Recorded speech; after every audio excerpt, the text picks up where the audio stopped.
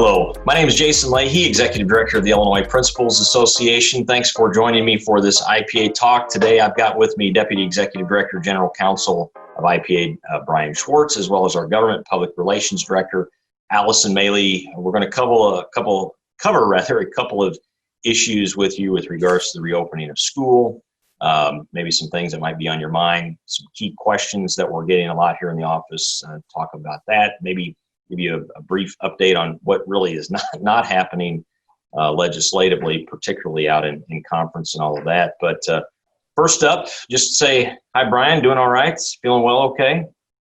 Yep, I'll be glad school gets back to normal, but at least for the time being, kids are getting back to school and either in person or remotely, and that's good. Excellent. And Allison, how about you? This is kind of a weird way for your child to be starting a school career, correct? With Will trying to start kindergarten, right? Right. Remote kindergarten starts next week at our house. So in the meantime, there's quite a bit of art happening. So there's that. But remote kindergarten starts next week. So we'll see how that goes. Awesome. Well, good luck with that. The Leahy household, we're a bit all over the map currently with how things are going to start back for our kids. The Chatham School District, today's recording is August 24th, just to provide a little context, but the Chatham School District decided over the weekend to have high school students start remotely, just to make sure that all kids were getting all the classes and things that they needed to. And then K through 8 currently is looking to start in a hybrid model. So our other children will be going to school in person, wearing masks, all of that stuff, and going in the afternoon to school, which they are ready. We are ready. Excited for the school year to get started back up in whatever form, just so that we have routines. And I'll just say personally, as a parent, I know it's been tough sledding for our members, administrators across the board, teachers, but don't forget that we're grateful for you, and please be sure to be taking care of yourself during this time. I know that's not always easy, and it's easier to say it than actually do it, even for myself. But we got to make sure that we're taking care of ourselves and taking care of each other out there. And if we can do anything to help you with that, please let us know. And I might even reiterate that as we get to the end of this podcast. But let's get into some things. And I'm going to kick us off here today, just talking briefly about teacher evaluation. And then Brian and Allison, if I'm missing anything, please be sure to fill in the gaps for me. But we know we've had several questions about this, and we have been trying to work with the State Board of Education, as well as our other partner groups out there, IEA, IFT, and IASA, to put together a joint statement with regards to teacher evaluation. We're still working through that, and I will tell you, by the time we air this recording, which will be later this week, that statement might even come out if it does at all. But with regards, in lieu of that, and as we wait for that, I did want to share kind of where my position here is with teacher evaluation, and where I really believe that school districts have some authority to deal with this in this unique environment. So, as you look at para, a lot of authority is given to the Joint Committee, in my opinion, anyway.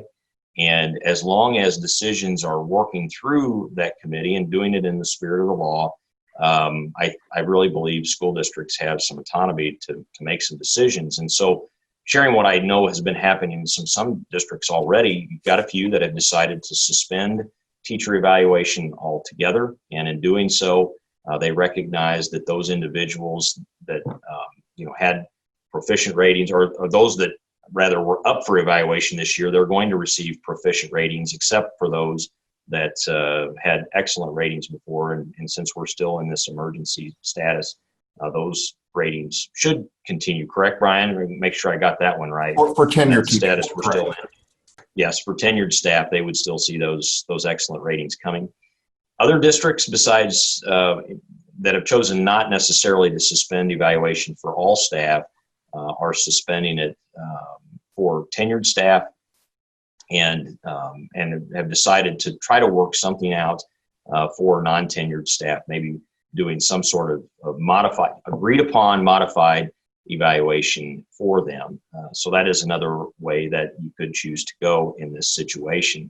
I will tell you, it is our position that, regardless of evaluations or not, districts still retain rights when it comes to employability of non-tenured staff in particular. So So understand, if there is a challenge with a first or second year hire, you still have the authority to do what needs to be done to make sure that you've got the best teachers in front of your kids that's possible. So if there's the need for a termination of employment, it is our opinion that management still retains that right.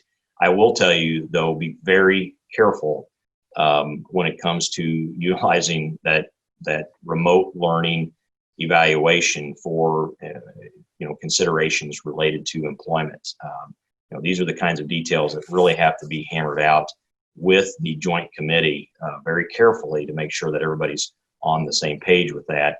And that obviously the stakes are a bit higher with that when you're dealing with tenured staff.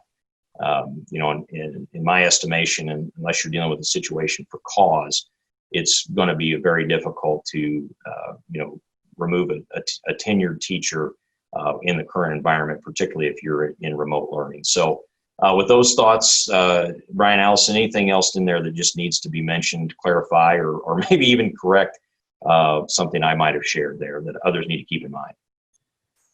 Well, I would agree with everything. I would just caution people that even if you get closer to the end of the school year and plan on dismissing a non-tenured teacher, it's still important to have documentation of performance deficiencies, even if the individual has not obtained tenure.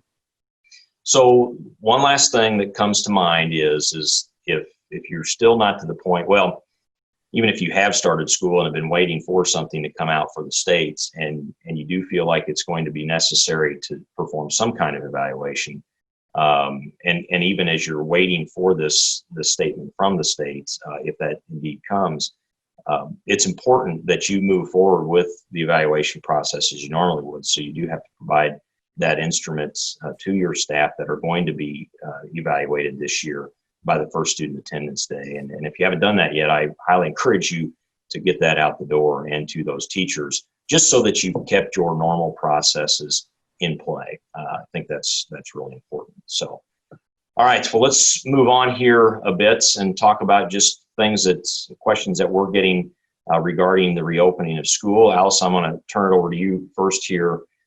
We know that we've got mandatory versus recommended terms of safety protocols, procedures, some of those kinds of things. We get that question quite a bit. So would you mind just sharing out on that issue a bit? Yeah, sure. So I think just in the last Superintendent's Weekly Message of the 20th, they really outlined the 6 non-negotiables for in-person learning. And they are appropriate PPE, and that's for students and staff. So masking, any additional PPE that your staff may need to do cleaning or anything along those lines, increased cleaning and disinfecting, social distancing, no more than 50 individuals gathering in one space, symptom screenings and temperature checks, and an option for remote learning for any families that do not want to send their child to school for a variety of reasons. So those are really the 6 non-negotiables for in-person learning. And those are, again, those are really spelled out in the last weekly message. I think it was Friday or last Thursday rather.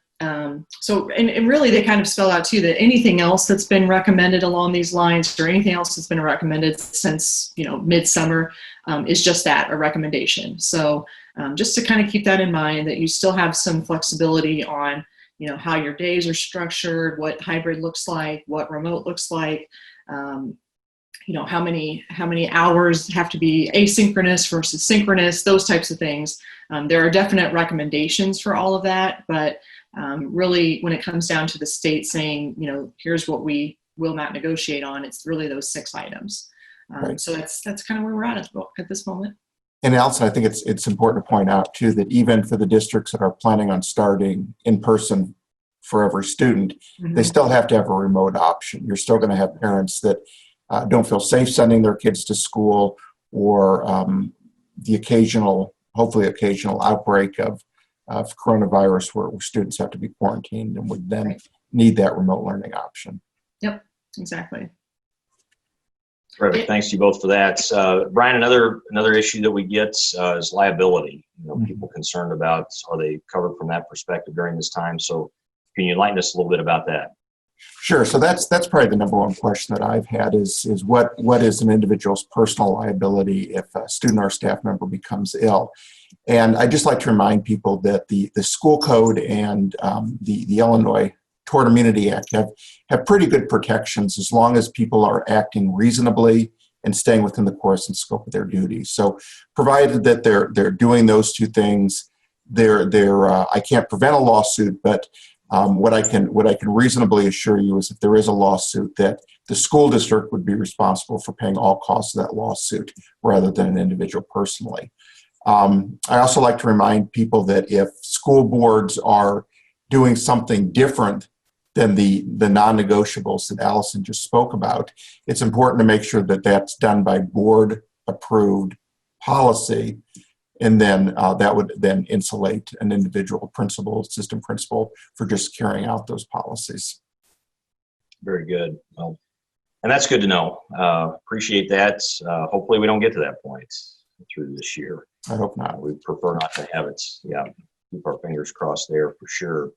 So now, we're spent a lot of time obviously preparing for this year. Schools have just done yeoman's work trying to get ready, but now it's really time for us to see that get deployed, all of that preparation and planning. So first and foremost, we've got to deal with symptom checks with kids. We know there are various ways of going about that. Brian, would you mind sharing a little bit about what's appropriate for schools when it comes to making sure that we're appropriately checking for symptoms of COVID each day, and what schools or parents, students need to be doing with regards to this as well? Sure. So it's a daily symptom check and temperature check for anyone entering the building or entering the school bus. And it's an affirmative check. We can't just simply tell parents if your child exhibits any of these symptoms of COVID or has a temperature of greater than 100.4, let us know. So every day there has to be an affirmative symptom check. There are a number of apps on the market where parents can self-certify. Self-certification is great, but in the absence of self-certification, it's going to be a requirement that the district do that for all students and other individuals entering the building on a daily basis.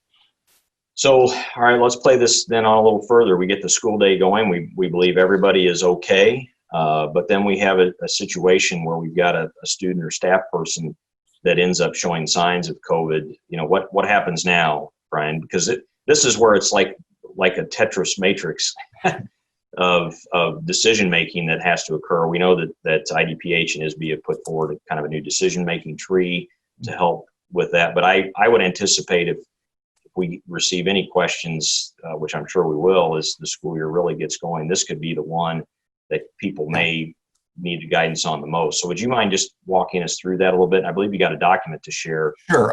Well, what ISB and State Board just put out. Go ahead.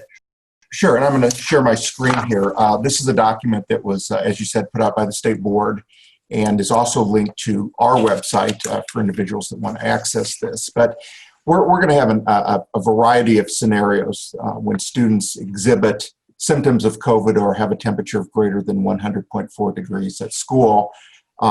Just a reminder that those individuals need to go to a supervised quarantine space. And then what you see before you here is a guide to return to school. I'm an advocate of being overly cautious, but at the same time, kids are going to sneeze and kids are going to cough, and it doesn't necessarily mean it's COVID related.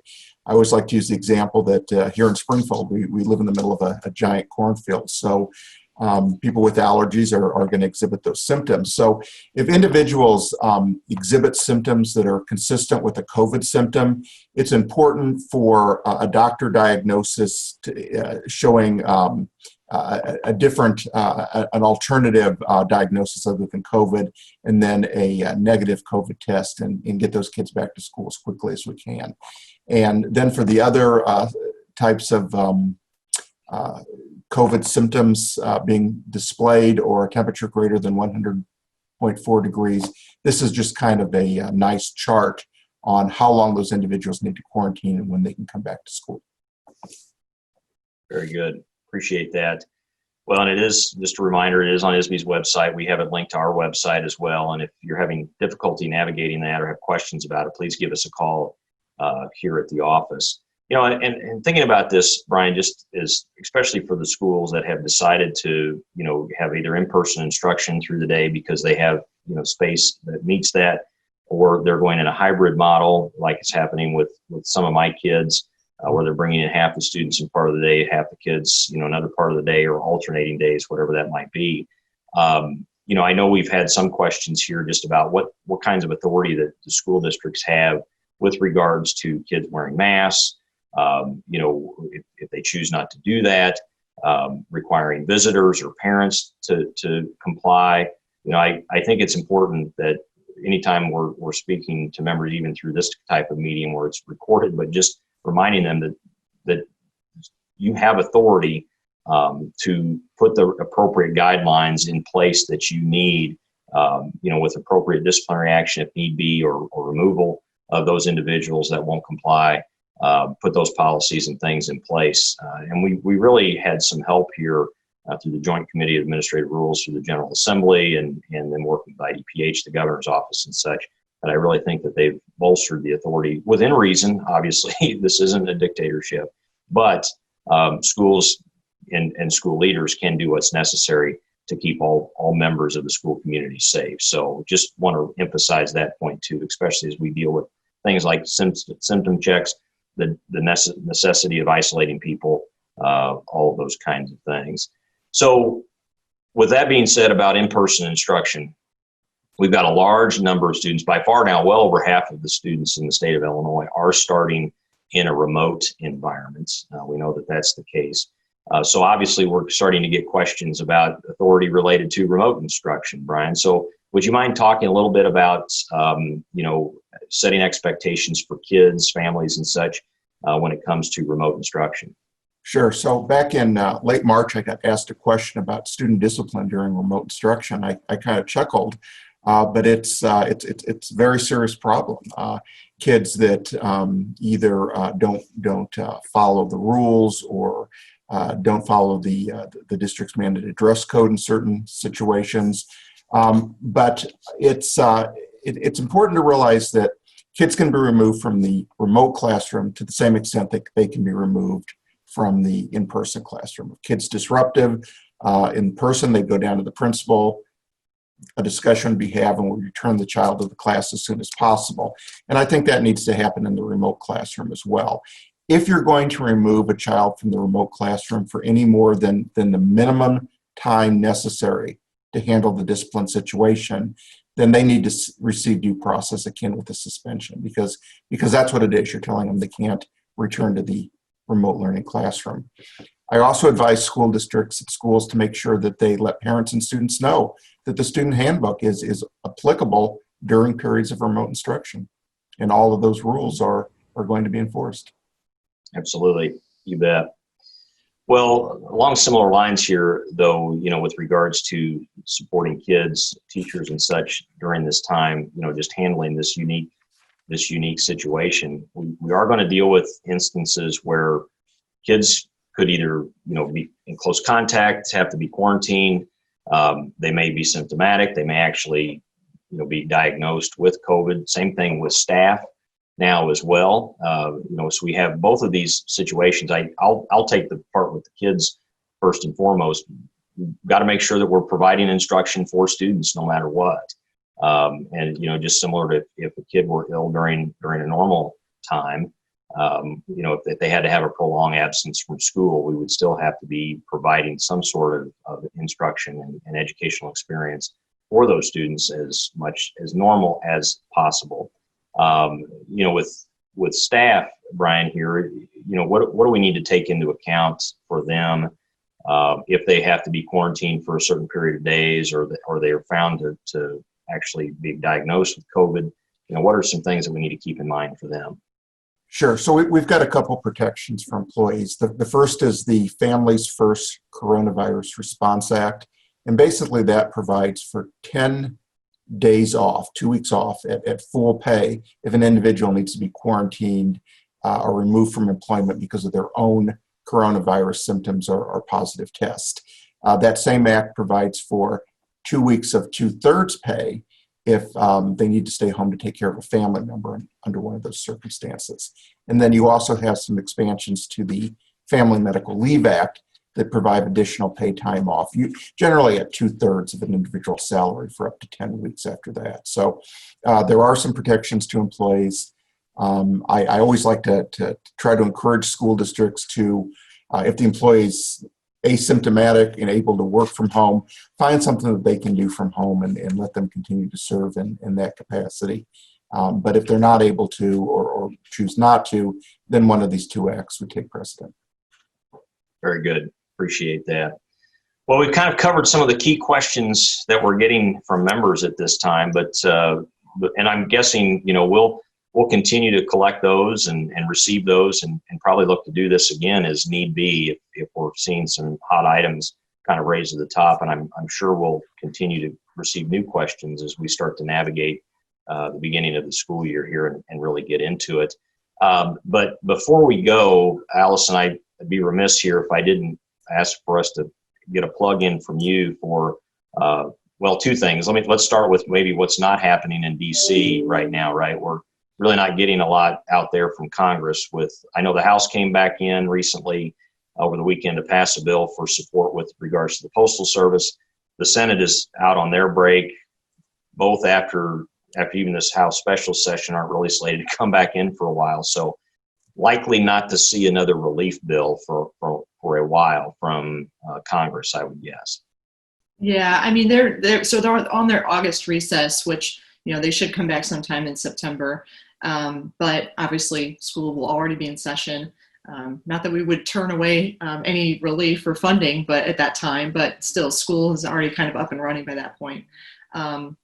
So there's really no indication that they're going to come back to really deal with any other COVID related relief packages.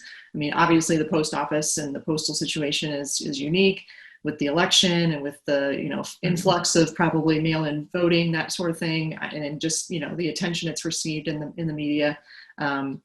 That's really why the House came back to deal with that. But I think I've read reports too that the Senate has really no interest in coming back and dealing with that package from the House. So until they're all back in DC, as they're scheduled to be, I don't see anything else happening until then. So, we'll keep our fingers crossed and keep you updated. I get my updates from our friends at NAESP and NASSP and share those out when we can. But at this point, it doesn't look like there's going to be anything happening before really school is underway in most places in the country.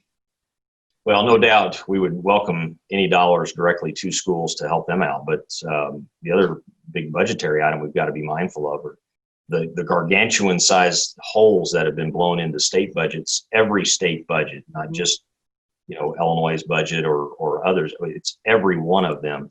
And we're likely going to need some federal support there to help, prop up the states as we move forward through this year. That's just, I believe, an absolute given. Last thing I want to make sure that we hit on here too, Allison, is Principal for a Day. And over the years, you've really grown that program, and we've got a lot of engagement from members and our members as well as members of the General Assembly. This year, though, could be unique. Every year that we have an election year is always a little bit unique in terms of participation, but obviously now trying to make sure that we provide safe opportunities for legislators to engage with school leaders. Can you just talk us through a little bit of what you're trying to do with that right now? Yeah, I mean, we're just kind of, doing our signups as we've done in the past. I've got a Google form, and we're also using our phone to action, our action center for members to send their own invitation, their own introduction to themselves as a principal in their district. And, by the way, we'd love to have a visit sometime, whether it's virtual or in person, and letting members do that on their own. But I still plan on sending out invitations to members of the General Assembly or our members of Congress to somehow participate and somehow engage with their local school administrators and whatever that looks like. So I'm happy to help and work with any of our members on making that happen. in a lot of ways, this sort of format it may be more convenient for a legislator to reach out to more schools, because they may have, a half an hour to spend maybe one-on-one with a principal over Zoom or Google Meet or what have you, to kind of make that connection. And it's not the same as, coming in and reading the pledge and doing lunch and visiting with kids in classes and things like that. But maybe we can still make some of those types of things happen, and visiting with classes or being the guest speaker in a class or things like that via the internet and via Zoom. Those things I think can still happen this year. So it will look different for sure, but obviously with so much going on in Congress, and we still will have veto session in November. And of course we'll have a brand new General Assembly in the spring. We'll still need to make those connections in the meantime. So I encourage you all to sign up for that, and we'll try to make those happen as we can, and work around any challenges we might have. Very good. Appreciate that. Well, as always, grateful for Brian Schwartz, Deputy Executive Director, General Counsel, Allison Maley, Government Public Relations Director. Thanks to you both for spending just a little bit of time covering some of these really important issues that we've got moving forward. So thank you. My name is Jason Leahy, Executive Director of the Illinois Principals Association. Thanks for joining us for this IPA talk. As always, if there's anything we can do for you, never hesitate to give us a call or check us out on the web at www.ilprincipals.org. And as I mentioned right at the top, please be sure to take care of yourself. And seriously, if you need anything, just someone to chat with, give us a buzz here at the office, okay? Take care.